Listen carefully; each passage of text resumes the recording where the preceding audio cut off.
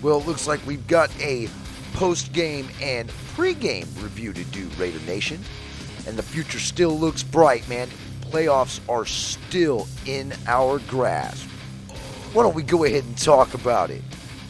Welcome back to another episode of the Raider Critique, where we don't drink the corporate Kool-Aid.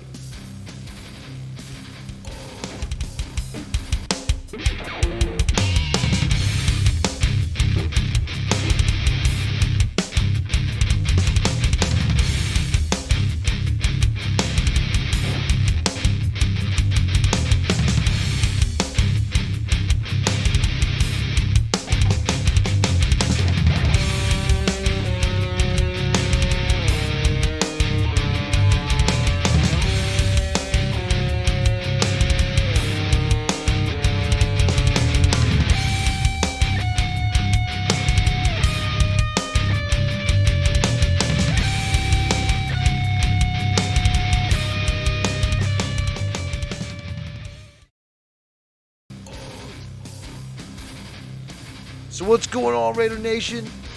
Welcome back to another episode of the Raider Critique. I am Raider Gun. And yes, that's 2 wins in a row right there, baby. The 2 wins that I didn't think that we were even going to get. I figured we'd probably beat the Broncos, but I didn't think we were going to beat the Browns. Man, let's go ahead and talk about this game that basically saved our season. We're going to jump into the stats first. Derek Carr went 20 of 25 for 201 yards, 1 touchdown, and 1 bonehead interception. Josh Jacobs on the rushing category led the pack with 27 carries, 129 yards, being his first 100-yard carry of the season. No touchdowns and averaging 4.8 yards a carry. We got Peyton Barber, who had 5 carries for 22 yards and a touchdown, averaging 4.4. Derek Carr had 7 carries, 5 yards, 0.7 yards was his average. And Jalen Richard rounds it off 1 for 4. Receiving, Foster Moreau was our number 1 target. 4 receptions on 4 targets, 67 yards. Zay Jones, 6 receptions on 8 targets for 50 yards. Deshaun Jackson, 5 targets, 4 receptions for 44 yards. Yeah, we actually used him this week. Hunter Renfrow, 3 receptions for 40 yards and a touchdown. He was targeted 3 times. Jalen Richard, 1 for 5. Peyton Barber, 1 for 0. And Josh Jacobs, 1 for -5. Here goes these blasted turnovers. Josh Jacobs with a terrible fumble. Lost it right off his knee. Figured, man, that was a very hard moment to watch. He had a fumble, he lost it. And then Derek Carr also fumbled and lost it. We're going to hop over here to defense. Desmond Trufant, 7 tackles, no assists.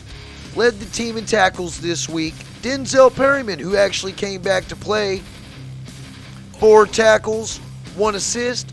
Darius Philon had 4 tackles, 1 of those was for a loss. Max Crosby, 3 tackles, 1 sack, 2 of those tackles were for a loss. Keyshawn Nixon, 3 tackles. Casey Hayward, 2 tackles. Quentin Jefferson, 2 tackles, 1 sack, and of course that sack was for a loss. Yannick Ngakoue, 1 tackle, and that tackle was for a loss. He blew the running back up in the backfield. Carl Nassib, 1 tackle, 2 assists. Solomon Thomas, 1 tackle, 1 assist. Dallin Levitt, 1 assist. Trayvon Morig, 1 assist. And Divine Diablo, 1 assist. Kicking, Daniel Carlson, 1 for 1 on field goals. It was a 41-yarder, and he was 2 for 2 on extra points. A.J. Cole, 2 punts at 42.5 average, with both of those punts being inside the 20. Jalen Richard had 1 kickoff return for 23 yards, and Hunter Renfrow had 1 return for 6 yards. Now, this game was absolutely ugly when it came to offense, but defense stepped right in. And from reading those numbers, and if you've watched the game, it was absolutely spectacular to watch this defense play as a team.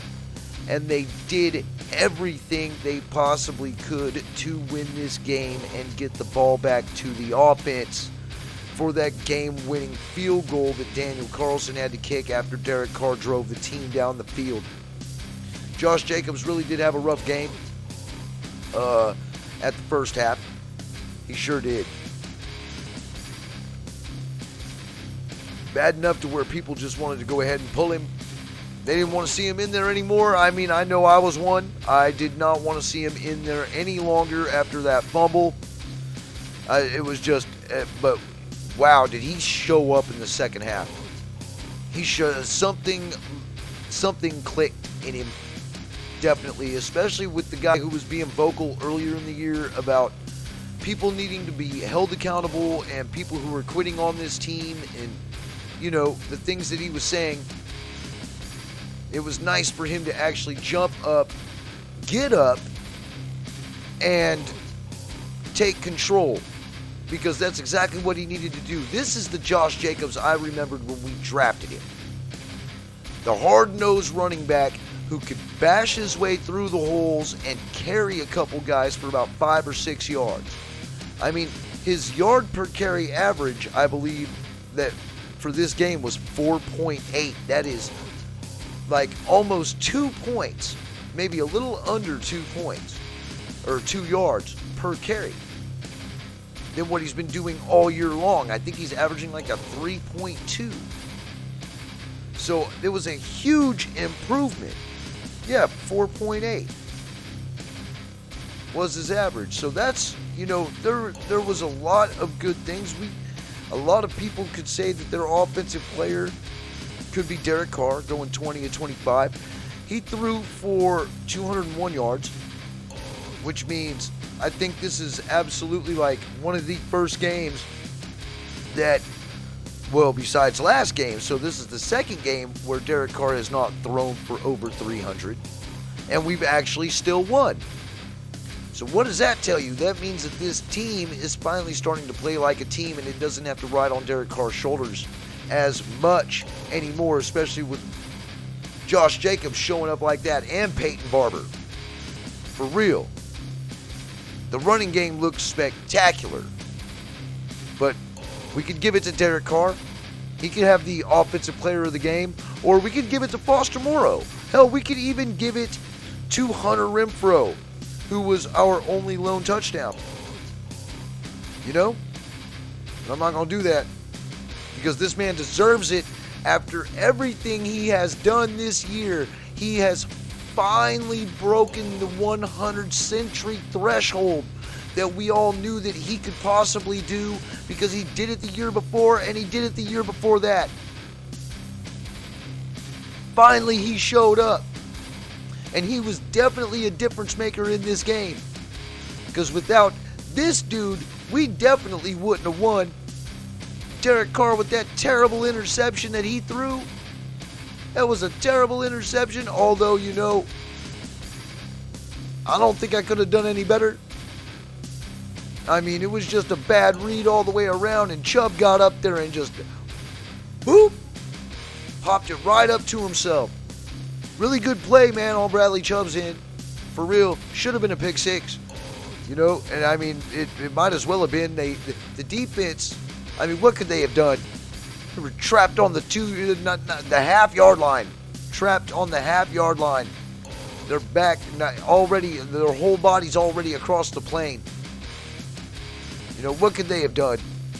You know, they should have just, should have just very well just ran it in for the pick six. For real. And I mean, that was a hell of a play on his end. Really was, man. But Josh Jacobs definitely for the 129 yards on 27 carries, 4.8 yards per carry.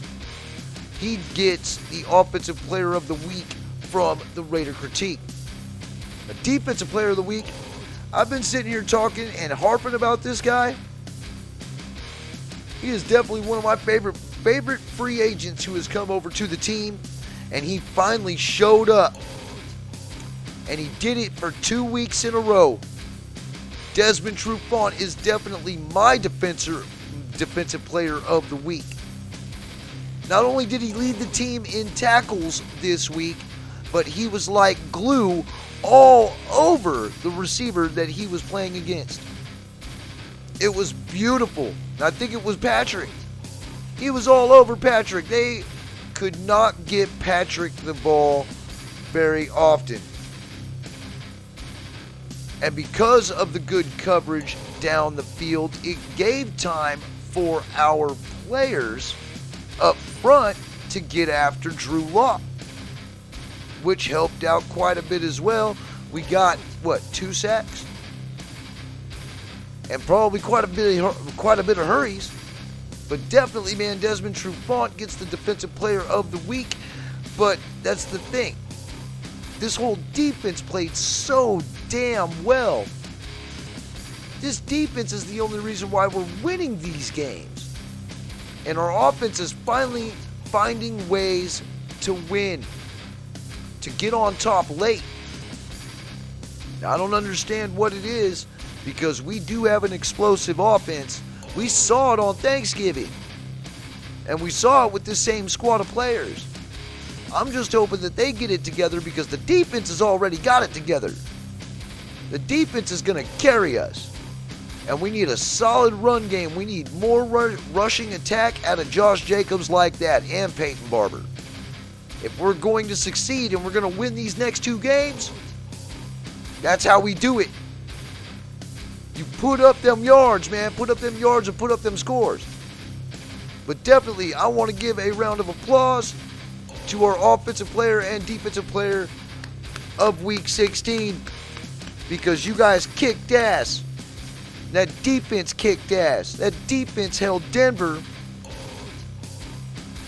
to 18 yards rushing.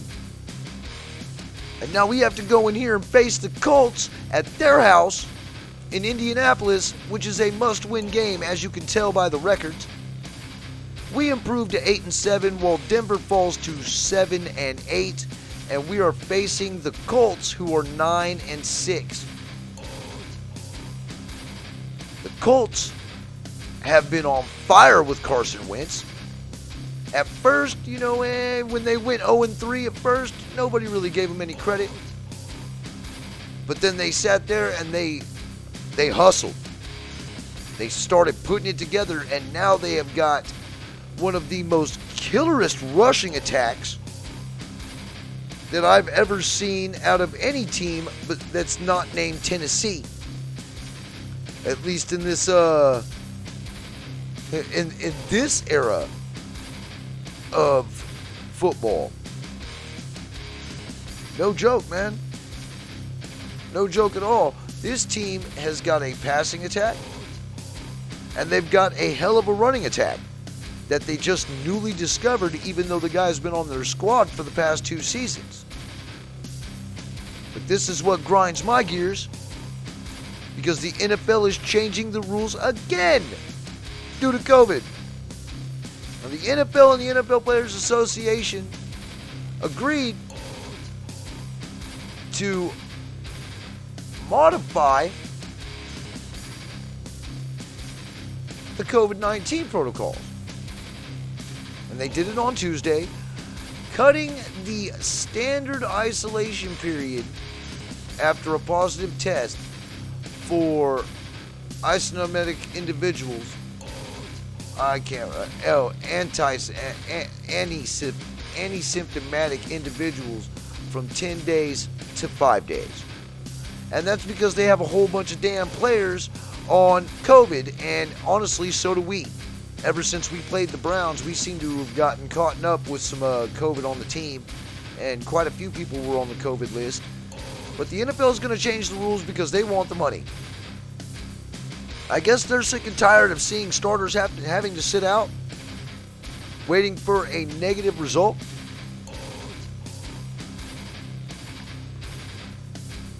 And it's probably hurting their pockets.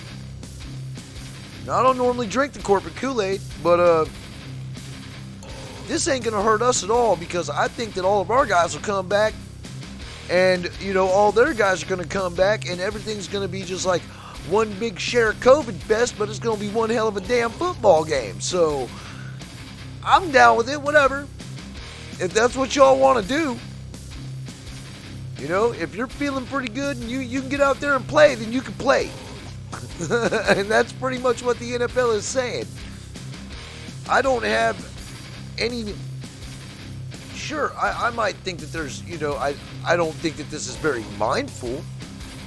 If they're really trying to help when it comes to the spreading of COVID, you know what I mean? Then they probably would be, going by the rules that they put in place when they first started this season. But I guess there's just much bigger things for them to be worried about. Now, the key to the game last week was stopping the run. That's exactly what we needed to do. And that's exactly what the hell this defense did. The Raiders defense held Denver to 18 yards rushing. 18 yards rushing. This defense has not held a team combined under 50 yards for as long as I can remember. Even last week against the Browns, they gave up 92 yards to Bradley Chubb alone. And they were definitely over 100 yards, and we considered that a win, that we actually held him up underneath 100 yards. But nobody was expecting this with this defense. Nobody was expecting this at all. Raiders defense held Denver to 18 yards rushing. That's unheard of, man. If you would have told me that 3 weeks ago that the Raiders defense was going to hold Denver to 18 yards rushing, I'd have called you damn crazy. Hell yeah, I would have. But lo and behold, they did it. And that's exactly what the hell we need to do this week, because Jonathan Taylor has had so many games over 100 yards. The first 3 games of this season was 56, 51, 64. October 3rd against Miami, he put up 103. Baltimore was 53. And then against Houston, he put up 145 yards rushing. Against San Francisco, 107. Tennessee, 70. Then they played the Jets, and he blasted them for 172 yards. Jacksonville, 116 yards. And then, if you think that it was just because those two teams were trash, they went up against Buffalo, and he put up 32 attempts for 185 yards, averaging 5.8 yards a carry. He had 4 touchdowns, and he had 3 receptions. Tampa Bay, he put up 83 yards, and then in the last 3 games, which December 5th against Houston was 143. December 18th against New England, 170. And Arizona, 108. And there they all are right there. It's not every single one of them, but those are the kind of numbers that this guy produces. Jonathan Taylor is an absolute monster. And we have been absolutely terrible against the run, except for what we have done in the last 2 weeks.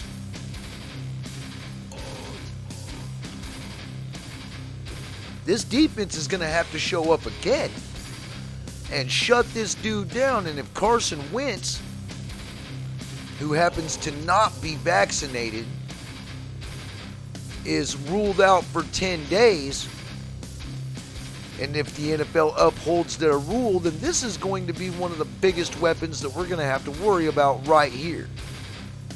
Now with Carson Wentz, it's a completely different ballgame, but with the backup quarterback, it would be more isolated to the run game is where we would have to go, I believe. But we all know they just installed that new rule to where everybody could come back, so we'll just go ahead and see everybody just go ahead and go out there and have it just a blasted fucking good time. All the starters will be back, everybody who can play, who's not on injury anyway. Just the ones who are on COVID protocol. But with Carson Wentz, that gives these Colts another option to go to if we're focusing on the run. So, just like normal football, man, it's on any given Sunday. It just all depends on which defense shows up. And if we've got dudes like Desmond Trufant back there sticking to wide receivers like glue, we'll be just fine if they try to throw the ball. doesn't matter what quarterback they really got back there anyway. Now here's the injury report. This is the injury report. And it's topped off with Derek Carr. He's got some sore ribs. Now, I'm not going to read all these to you guys. You guys can go ahead and see that everything's all right here. Not to mention, I don't have it booted up right over here anyway. And that is way too little for me to be trying to squint my eyes to see what every single solitary name is there. But as you can see, they've only got about, 4 people on there injured, and we've got a long list, but there's only a couple who are not going to be there. Now, of course, we're still missing Darren Waller.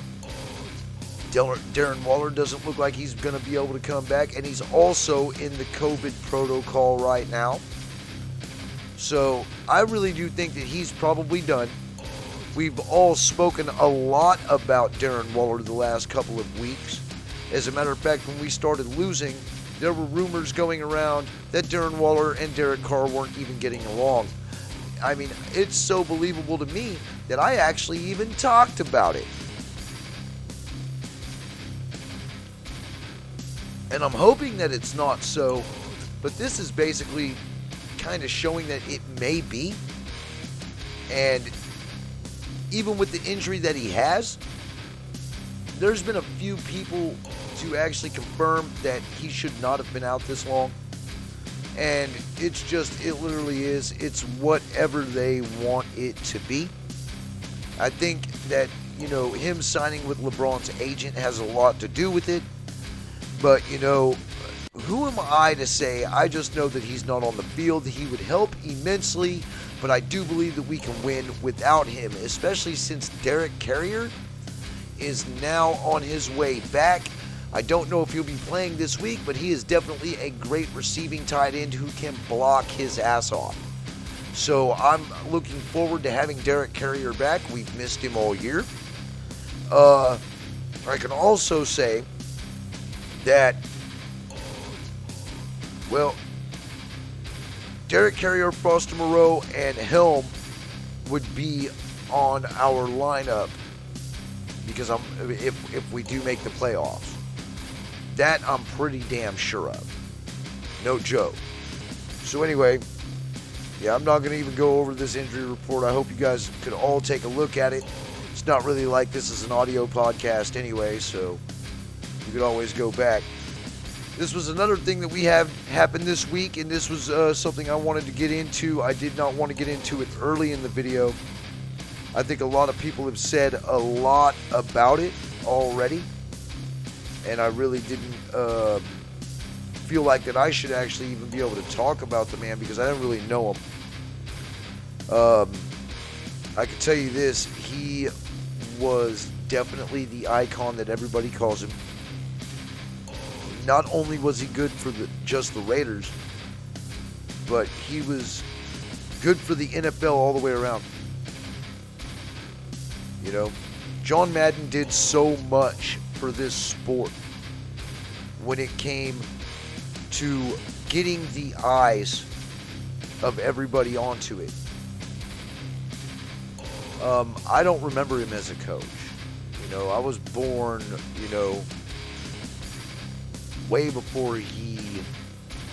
way after he stopped coaching, right after he won that Super Bowl. I lived through the Tom Flores, but other than that, I didn't get to see Madden coach. I saw a lot of footage. I've seen a lot of old school documentaries. As a matter of fact, there's a new documentary out that I haven't even gotten the chance to watch yet due to it being the holidays and having so much to do, but it was on the 30 for 30. And it was really good that they got to do all that and drop that before he passed away. Now, I can tell you what I do know about him is that the dude was a hell of a humanitarian. There was so many things that he would do for people. There's so many stories out there about how John Madden was. Just an absolute delight to be around and would light up a whole room when he would walk through the door, you know what I mean? He was 85 years old, dying on December 28th of 2021. Now, I've got his wiki right up here in front of me. I'm just going to read a little bit from it. For, just in case if some of you didn't really know who he was outside of the video game mogul, the name for the video game, and a commentator. But John Earl Madden was born on April 10th, 1936, and he died December 28th of 2021. Was an American football coach and sportscaster. He was the head coach of the Oakland Raiders for the National Football League for 10 seasons, 1969 through 1978, and guided them to a championship in Super Bowl 11 in 1977. After retiring from coaching, he served as a color commentator for NFL telecasts until 2009, work for which he won 16 Sports Emmy Awards. From 1988, he lent his name, expertise, and color commentary to the John Madden Football, which was later coined as Madden NFL. When he played the game, he played offensive tackle. He was born April 10th of 1936 in Austin, Minnesota, and he passed away December 28th of 2021 in Pleasanton, California. His high school was Jefferson. It was in Daly City, California, and his college was Cal Poly down in San Luis Obispo. He was drafted in 1958, round 21, pick 244. As a player, he played for the Philadelphia Eagles in 1958. He never got out of training camp. As a coach, he first started coaching at Allen Hancock College from 1960 to 61 as an assistant coach, and then he took over the head coaching position from 1962 to 1963. San Diego State, 1964 to 1966, he was a defensive coordinator, and then from there, he moved to the linebackers coach of the Oakland Raiders from 1967 to 68, and then transitioning into the head coach in 1969, and his tenure lasted all the way up until 1978. Now, he was a Super Bowl champion, an AFL champion, which was back in 67, and he was also the PFW AFL Coach of the Year in 1969. His win-loss record was 103 and 32 and 7, with a win percentage of 76.3. His playoff record was 9 and 7, and his overall record is 112 wins, 39 losses, with 7 ties. Now, Madden never had a losing season as a coach, and his overall win percentage is second in NFL history in recognition of his coaching career. Madden was inducted into the Pro Football Hall of Fame in 2006. As a broadcaster, Madden worked for all 4 major American television networks. That's CBS, Fox, ABC, NBC. He also served as a commercial pitchman for various products and retailers, like Tough Actin' Tenactin. Now, I'm going to stop reading the wiki after I do his playing career, because I feel that a lot of people have glorified his coaching career, and yes, that's where he did most of everything, but this is just kind of, I want to read this because this kind of explains what a Raider is and what a Raider does. Now, a football star in high school, Madden played 1 season at the College of San Mateo in 1954 before he was given a football scholarship to the University of Oregon. Studying pre-law and playing football with boyhood friend John Robinson, he was redshirted because of a knee injury and he had a knee operation.